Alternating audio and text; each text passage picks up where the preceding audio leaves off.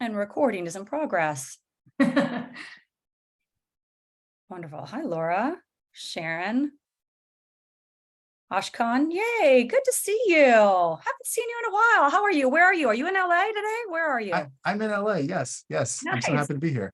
Oh, good to see you. Nancy Lou, how are you, Nancy?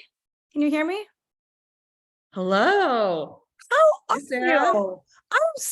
This is I'm so happy to see you. She was one of the first people we put on a board when we first started. And you have just, I mean, personally, professionally, have just killed it. How's the latest company going, by the way?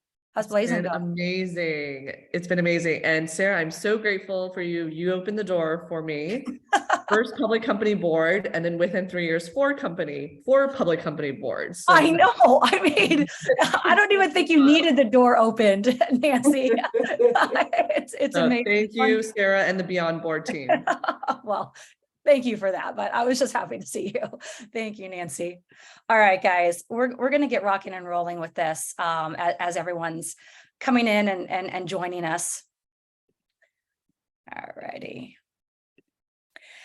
You can see here, we've got Roxanne Austin with us. I'm going to give you a little bit of a background about her as we're going through this, in case you just don't happen to know her bio. Voila, here it is. She is the president and CEO of Austin Investment Advisors, let me move this, a private investment and consulting firm. She chairs the U.S. Mid-Market Investment Advisory Committee of EQT Partners. She's an incredible board director over at Verizon. We were just talking about how she's up at 4 a.m. Pacific time for those 7 a.m. Eastern time calls. Abby Vi, CrowdStrike, Freshworks. She's chair of Abby Vi's committees for compensation and nominations and governance. She's a lead director at Freshworks, named 2018 Director of the Year Forum for Corporate Directors, named one of the most influential directors in the boardroom by NACD and Women's Inc., co-chair of the annual Corporate Governance Conference at Northwestern's Kellogg School of Management, former president and CEO of Move Networks, and former president and COO of Direct TV as well. So let me go ahead and just pull her up here.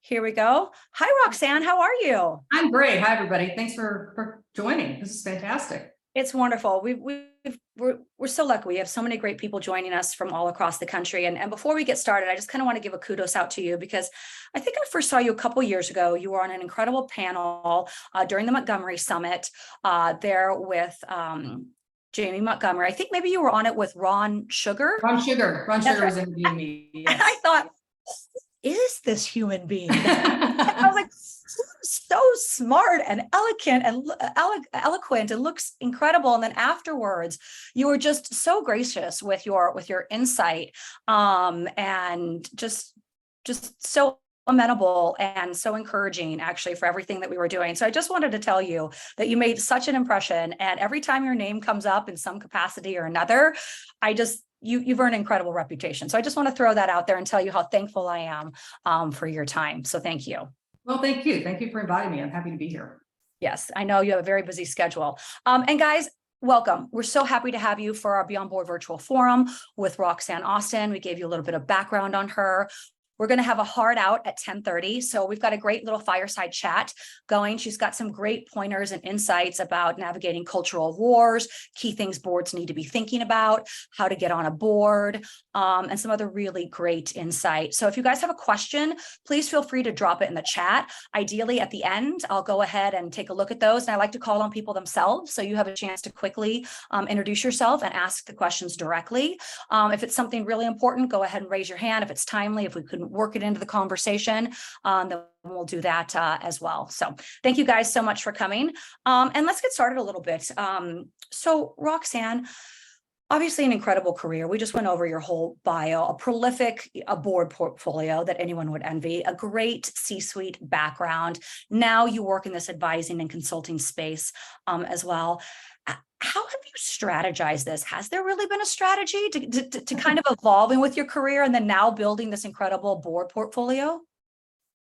Well, no. The honest answer to that is no. I've been really, really lucky in my career. I was a partner at Deloitte & Touche in my first career, where I had a specialty in mergers and acquisitions and aerospace and defense, which is where my love of technology initially got initiated, because I just loved the space. And then after Deloitte & Touche, I went to Hughes Electronics as their chief financial officer, and then ultimately, to DirecTV as their president and COO. But during that time frame, Hughes was extremely acquisitive, and we did just incredible transactions, spins, merges, anything that was super complicated. We were some of the first companies to do some really complicated things. And I just did about, I don't know, $40 billion worth of transactions in that time frame. And I just 40. That's 40. That's back in, that's a while ago. So that's a lot of money now in today's terms. But it was really, an incredible time. And I feel like in that period of my life, I had, multiple careers within a very short period of time. And so I really struggled when we sold the company, and I was really, really fortunate to be really financially rewarded during that time frame. And I decided, I really don't know if I could find something that I love as much as I loved DirecTV and that whole time. And it was just so frenetic and crazy. So I said, I'm going to go back to what I first did in my first career, in consulting and at Deloitte. And so I worked with some really large companies and Silicon Valley companies, and then Fortune 100 companies, and did a lot of different things, and got on some boards that I just loved at the time. I was on Target and Abbott and on Ericsson and Teledyne and just lots of different companies, and just super enjoyed it. And then started consulting with people that I really enjoyed in the private equity space with EQT, where they asked me to chair their mid-market fund here in the United States, and really look at all the transactions that we did here in that fund. And so I just, things have just evolved over time. It's just been I've been really fortunate. People come to me. I really haven't, had to seek out much of anything. I've been really, really lucky in that regard. It's just been incredible. It's been an incredible career. Well, you've got an interesting array of different board experiences, from some younger companies in the startup space to some of the biggest names out there. You mentioned Target, and you're on Verizon right now as well. I wanted you to kind of work we can see some of those right there that you've been on. Obviously, you were a C-suite over at DirecTV, and you started early there at Deloitte. But let's talk about these three things. You gave me some great pointers about what boards really need to get right these days. Walk us through these three steps right here. Well, I think the CEO evaluation and succession is one of the most critical things that a board has to do, right? And getting that right can make or break a company. And I can tell you, having been through some really, really challenging times where there may be a CEO who's not performing well, a board's got to step up and be honest about that. And, I was in a situation once, a long time ago, not on any boards that I'm on now, but I was in a situation a long time ago where I was on a board where, we were asked to give the annual CEO evaluation. And I gave an honest evaluation of the performance, which was an outlier. And the lead director, came to me and said, I think I'm going to throw your evaluation out. And I said, well, I really feel strongly about it, but if you feel that, do what you need to do. But I think we need to give him honest feedback about where, our performance is and where I think his performance is and what we need to do. And ultimately, we parted ways with that CEO a few years later. But, at the time, it was challenging because no one really wanted to give the feedback that we needed to give. And I feel that's one of the most important things that we do as a director. That kind of goes into your honest worldview of the business too. I'm sensing the theme here of, you got to be honest and speak up.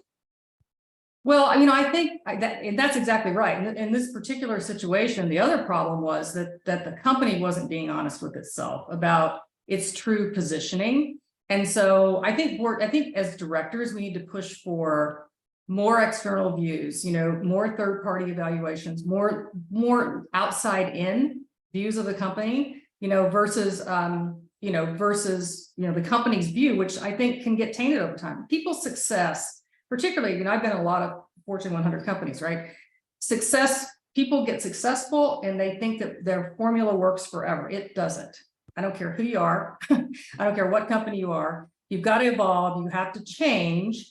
And if you don't, you're going to die, or you're going to have a huge hiccup. And I think, or you get disintermediated or whatever. But I think that, being truly forcing the company to be really, truly honest about its worldview is critically important. I love that line. People get successful and they think their formula works forever. That's a really great line with that. And share your last one right here about strategy and performance assessment. This kind of seems to fall into maybe even, as you mentioned, getting some outside people to really take a look at what you're doing. Yeah, I think you really need an outside in view. And I think on strategy, you really got to test that strategy. You know, I think, again, they think a strategy that they have is working, it'll keep working. It doesn't, always keep working. And you have to look ahead, really truly look ahead. And sometimes you do need external views to be able to do that, right?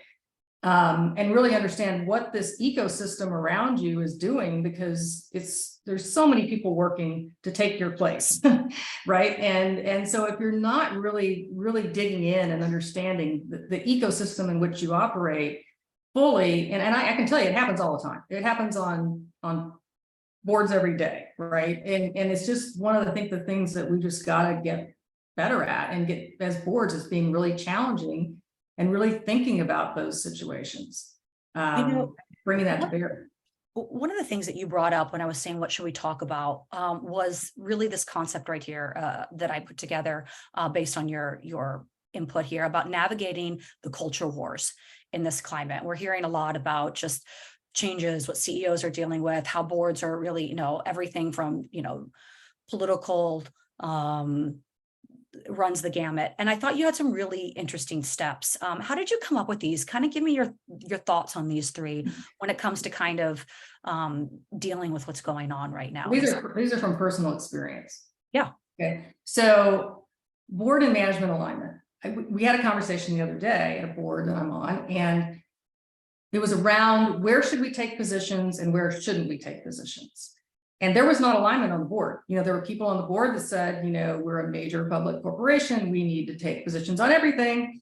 And that's our role in society. And then other members of the board are like, no, we're going to take positions where it matters to our business, where it matters to our employees, but we're not going to wade our way into everything. And there was this huge debate at the board. And I think it was healthy. It was a super healthy debate. And I think that's the kind of discussion that boards need to be having. Like, where do we weigh in? Where don't we weigh in? Why do we weigh in? Let's be very thoughtful about it. So I think that kind of conversation doesn't happen a lot. And I was really proud of this board for having it. And like I said, there was not unanimity of view, clearly. People had different views. But I think, we ended in a good place. And I think it was a great conversation. I think that's the kind of conversations boards should be having. I love that. Okay, so let me go on the conscious decisions versus accidental positions, and then talk a little bit about the social media strategy being key here to navigating this. What are you seeing, or what are you finding is effective around that? Well, let me start with the social, conscious decisions versus accidental positions, which is, if I'm going to use an example, which was back, in 2017, 2018, when Target had an internal memo about to its employees that said, we're not going to stop anyone from using a restroom that they choose to use. And it was not, they didn't mean to take a position.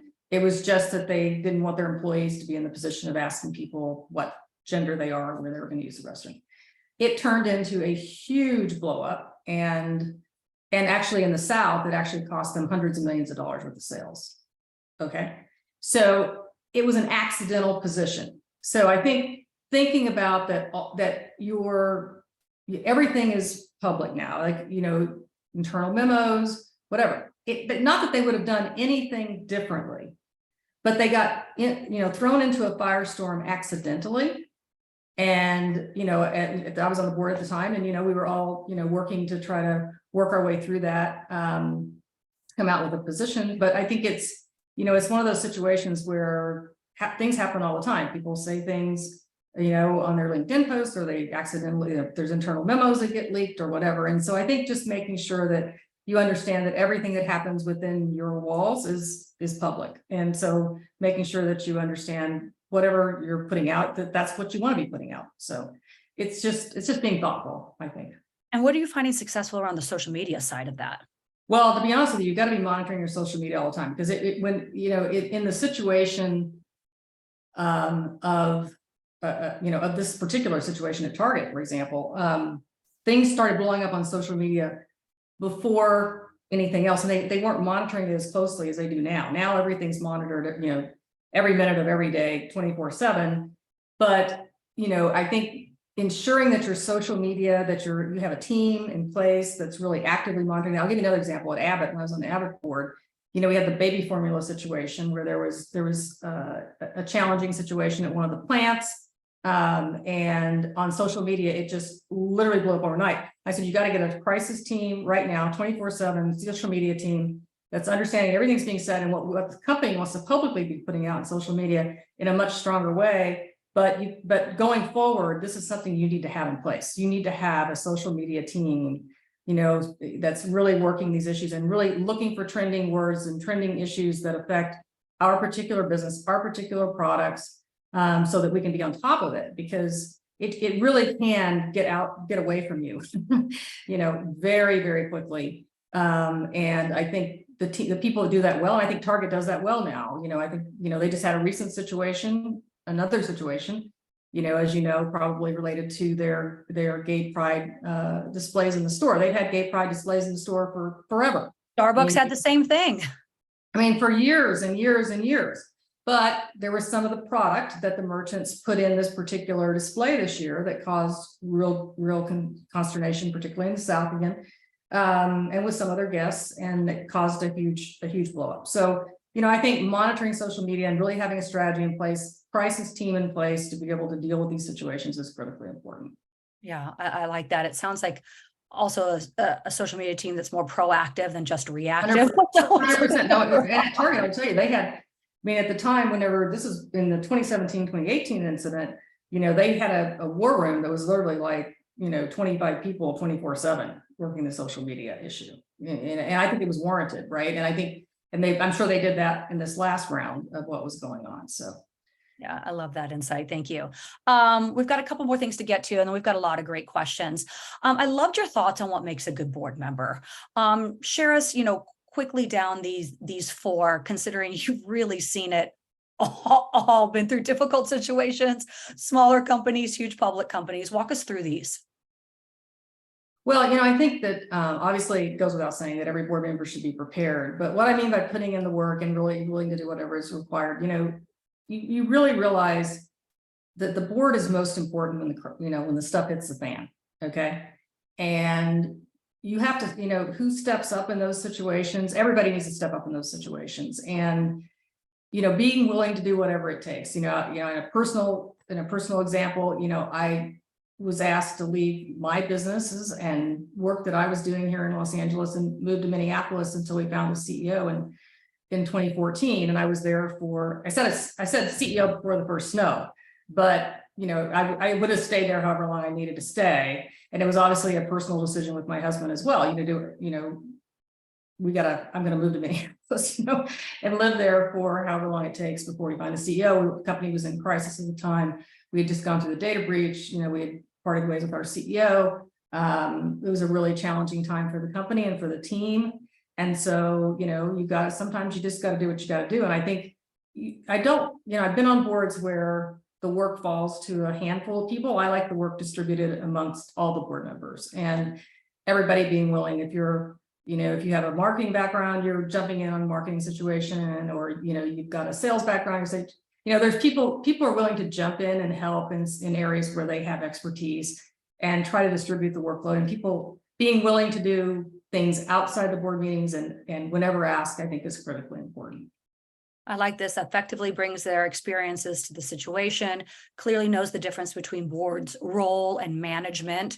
You hear a lot about that, especially when you get, strong, experienced people in the boardroom and wanting to impose their expertise or I don't want to say necessarily control, but influence maybe. Well, yeah, strong influence. I think it's critically important that people realize they're not running the company, right? And you're not an operator in the boardroom, and you're there to give counsel and advice to the team, but you're not running the business. And I do think that, and I have seen it multiple times. There are people who don't know that difference, and it's frustrating to the management team, and I think it's frustrating in the boardroom. So I would just say making sure that we all understand, what our role is, and keeping to that is important. And shows courage in challenging times. Sounds like you've built up quite a repertoire of having to do that yourself, Roxanne. Okay, it's all right. It's, that's, as I said, I think one of the most important things we do as a board member is when the times get tough.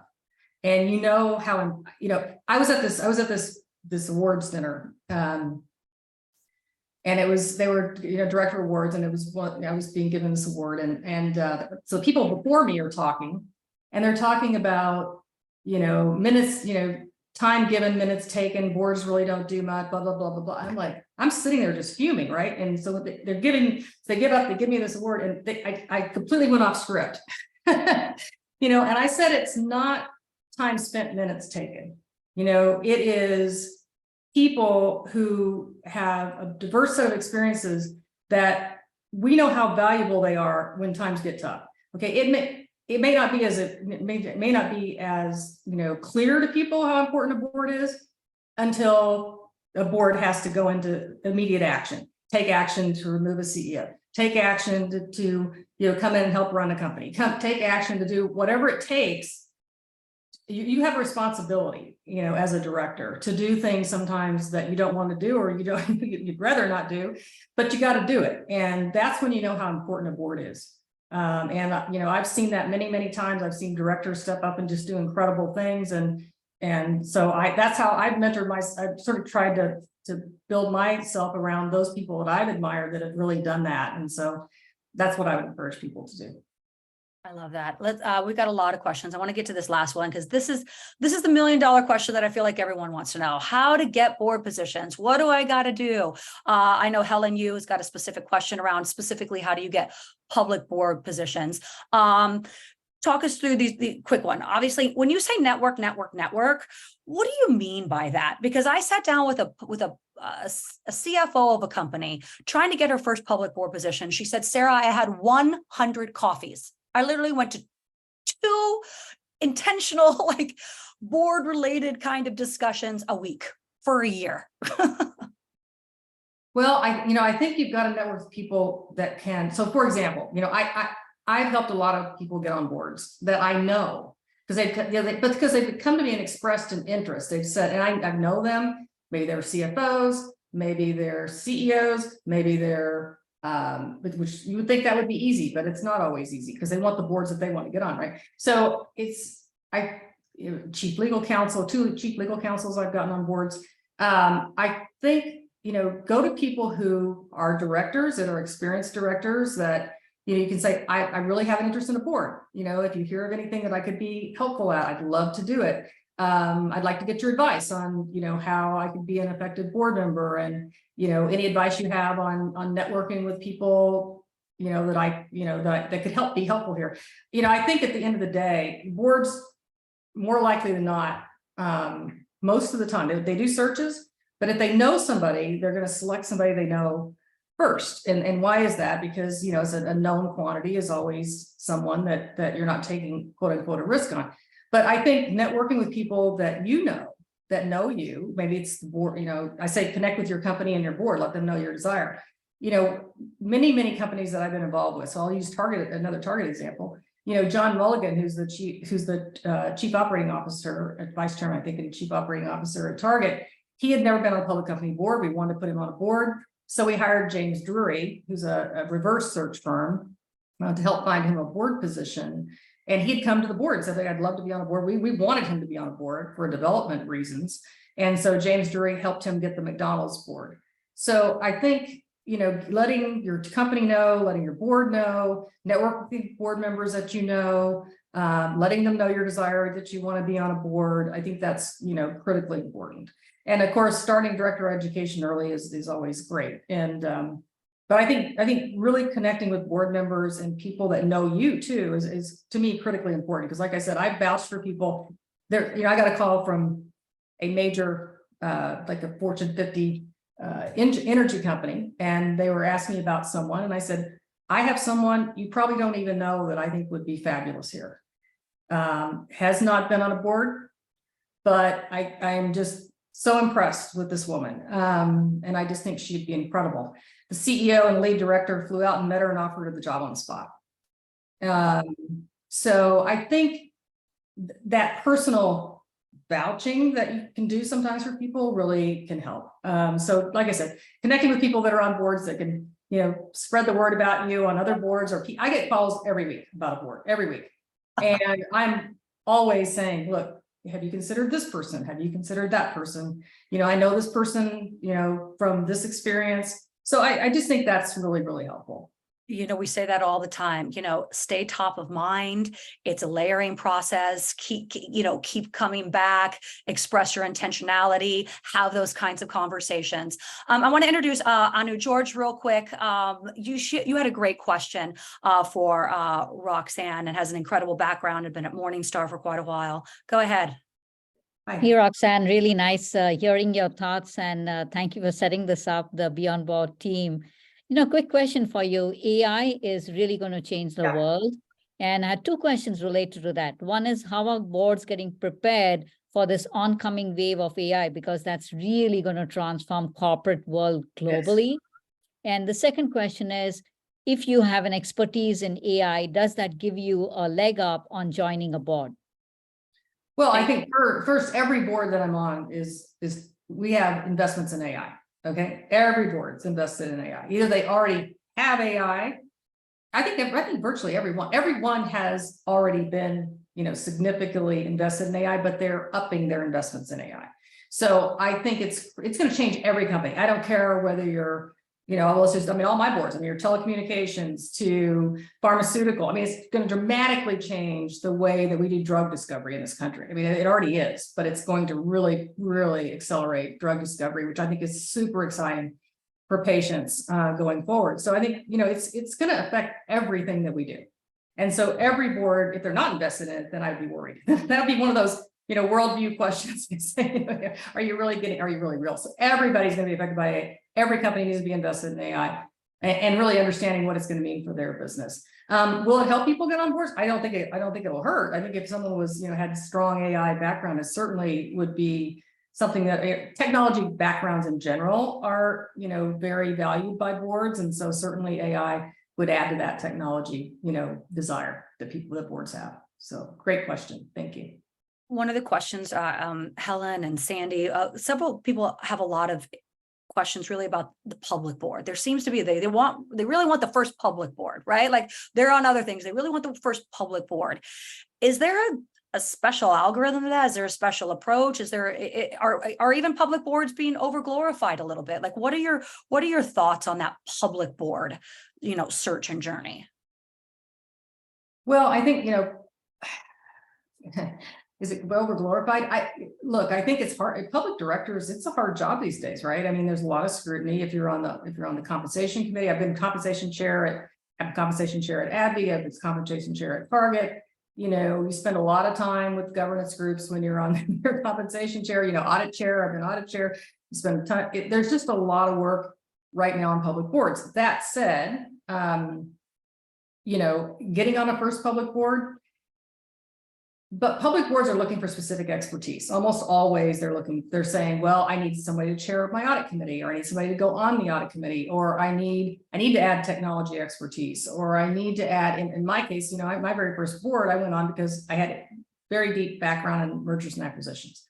So, and the particular company was going to be very acquisitive, and they wanted to bring on somebody who had done a ton of deals and complicated deals and wanted to, add that to the board. So typically in my experience, and sometimes I say we just want a CEO because we need more CEO experience, whatever it is. So my view is that, and I think that's true pretty much across the board, boards are looking for very specific sets of expertise. Now, in these younger companies, I was on all, mega cap companies until 2018 when I went on CrowdStrike. And then that's when I made the decision to sort of change my portfolio into 50% smaller cap companies and 50% mega cap, because I really enjoyed the experience so much. But, I think that in smaller, like I take a Freshworks, for example, we got people with marketing backgrounds and sales backgrounds that are now CEOs, but sales backgrounds or whatever. You tend to get more functional backgrounds in smaller companies than you do on large mega cap companies. Large mega cap companies are typically CFOs, CEOs, CIOs today, because they're looking for some technology backgrounds and things of that nature. So It's more challenging sometimes to get on the larger public companies because of that reason, but certainly the mid-cap, small cap, mid-cap public companies, they're looking for multi-ranges of expertise. So they're be more willing to do a CMO, you know, a chief legal officer, which now chief legal officers are going on major board positions. Laura Schumacher, who was the chief legal officer at ADB and vice chairman, is now the lead director at GD, General Dynamics. So I think that's super exciting that we're expanding who goes on, you know, who can come on a public company board from just CEOs and CFOs. So I'm super excited about that. I wanted to, in this, and that we can kind of see a recap here. You know, I think if people are looking to connect, you're in LinkedIn, we know, but I always like to ask, what can we do to best support you, either in the companies you're working on, what you're looking for? How can this community be a rising tide to you, Roxanne? Well, I think you're doing great work with what you're doing and, you know, connecting people together and then, you know, helping people get on boards. I think this is the kind of forum that is terrific for people who have that desire, because you guys are doing a great work there. And, you know, it's just, I want to see boards be great boards. You know, that's always my desire, and have great people that have diverse set of backgrounds, that everyone's voice can get heard, and that, you know, it's an enjoyable experience, and that we make great companies. You know, I'll never go on a board unless the CEO says to me, I'm trying to build a great company. You know, when I first met George Kurtz, I kind of had not been on a lot of smaller boards for a while for a reason. And I went and met with George Kurtz when he was getting ready to take CrowdStrike public about a year before. And, you know, he said, I want to build a great company. And that just resonates with me. And that's what I get excited about. And I like to build great boards that can help companies build great companies. I love that. Thank you so much. Roxanne Austin, really appreciate your time. Guys in the chat too, Sandy Carter posted something. She wrote an article in Forbes about technologists on boards. There's a great article. She put a link in our chat there. That's the kind of thing I love about this community. Roxanne, you are just incredible. I appreciate your time. I appreciate your insight. Thank you all for joining us. Please be a rising tide.